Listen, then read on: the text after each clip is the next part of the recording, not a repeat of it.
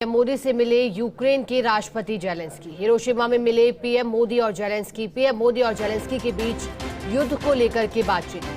पूरे विश्व पर इस युद्ध का असर पड़ रहा है। पीएम मोदी ने कहा, भारतीय छात्रों ने लौटकर अपनी पीड़ा बताई थी। हम फोन पर लगातार बातचीत करते रहे हैं। समाधान के लिए जो हो सकता है वो जरूर करेंगे। तमाम बातें पीएम मोदी ने कही। मेरे लिए ये राजनीति नहीं बल्कि मानवीय मूल्यों का मुद्दा है, क्योंकि आज प्रधानमंत्री नरेंद्र मोदी जापान के हिरोशिमा में G7 की बैठक में शामिल होने के लिए पहुंचे थे, जहां पहले उनकी मुलाकात जो बाइडेन के साथ हुई, गले मिले और फिर जेलेंस्की के साथ।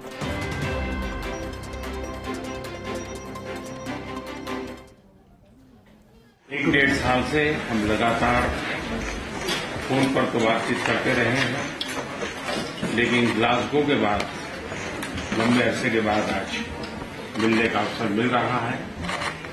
यूक्रेन में चल रहा युद्ध पूरे विश्व के लिए बहुत बड़ा मुद्दा है। पूरे विश्व पर इसके अनेक प्रकार के प्रभाव भी पड़ेंगे, लेकिन मैं इसे राजनीति या अर्थव्यवस्था का मुद्दा नहीं मानता।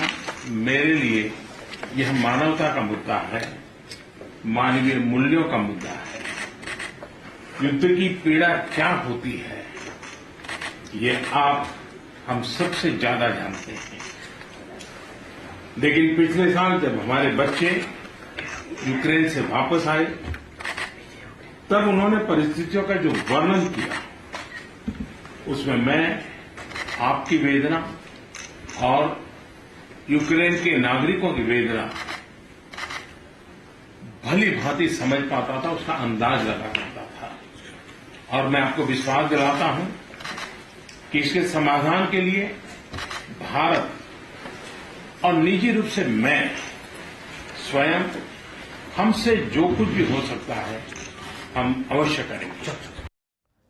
और चलिए इसी पर अधिक जानकारी देने के लिए हमारे साथ दिल्ली न्यूज एडिटर अदिति नागर जुड़ गई हैं। अदिति, हमको याद है प्रधानमंत्री नरेंद्र मोदी ने जब इससे पहले भी एक बार ये पूरे ही विश्व को संदेश देने की कोशिश की गई थी और वो पीएम मोदी का नारा भी गूंज उठा था जब उन्होंने युद्ध को रोकने की बात कही थी। अब मुलाकात की है जेलेंस्की से, कैसे देख रही हैं इस मुलाकात को?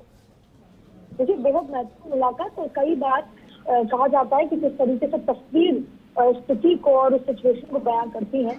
तो एक तस्वीर सुबह देखने को मिली थी जो बाइडेन और प्रधानमंत्री नरेंद्र मोदी के बीच, और दूसरी तस्वीर टेबल के आमने सामने आंख में आंख डालकर देख रहे प्रधानमंत्री नरेंद्र मोदी, और साथ में एमएस अजीत डोभाल भी मौजूद थे और सामने जेलेंस्की मौजूद थे। तो देखिए, खास तौर पर विश्व में जो शांति का संदेश लेकर एक बार फिर प्रधानमंत्री नरेंद्र मोदी, और आज भी ये नजर आया और जिस तरीके से साझा बयान G7 ने दिया है कि रूस जिस तरीके से यूक्रेन की ओर बढ़ रहा है, लगातार युद्ध को नहीं रोक रहा, उसका निंदा की गई है और सभी ने एक साथ ये कहा है कि जेलेंस्की के साथ खड़े हुए। देखिए, बहुत लंबा समय बीतने के बाद ये हुआ है। इसे स्ट्रैटेजिक तरीके से अगर प्रधानमंत्री नरेंद्र मोदी का भारत का मूव देखें, एक समय वो भी था जब जो बड़ी कंट्रीज थी, पावरफुल कंट्रीज थी, और उसमें जिसमें सबसे पहले यूएस का नाम आता है और यूरोपियन कंट्रीज का तमाम नाम इसमें शामिल है, कि वो नहीं चाहते थे कि रूस जो आज कर रहा है वो यूक्रेन के साथ हो। लेकिन भारत ने समय दिया, भारत ने बार बार ये प्रेरित किया कि डायलॉग होना चाहिए। भारत ने यहाँ तक कि पुतिन को कई बार ये बात कही, सब अलग अलग स्तर पर बात हुई। खुद रशिया के प्रेसिडेंट भारत भी आए थे। इसके अलावा जब अलग बड़ी बैठकों में इंटरनेशनल संगठनों की बैठक में जब मुलाकात हुई, जिसमें उज्बेकिस्तान एक एसपीओ की बैठक का उदाहरण दें, वहाँ भी समझाते हैं डायलॉग जरूरी है। ऐसे आज जेलेंस्की के साथ आगे की क्या रणनीति होनी चाहिए, सभी जो देश मिलकर को कैसे रोक सकते हैं। देखिए, मसला ये नहीं है कि रूस है या यूक्रेन, मसला ये है कि पिछले एक साल से लगातार इसको सबसे जब हम सिक्योरिटी की बात करते हैं तो भारत है, इसी वजह से भारत ने मिलिट्स को इंट्रोड्यूस करा। भारत ने मिलिट्स को सुपर फूड की तरह इंट्रोड्यूस किया, भी बड़े स्तर पर इसको एक्सेप्ट भी किया, उसको सेलिब्रेट भी किया, और अब भारत के से तमाम जो दूसरे देश हैं मिलिट्स की मांग भी कर रहे हैं।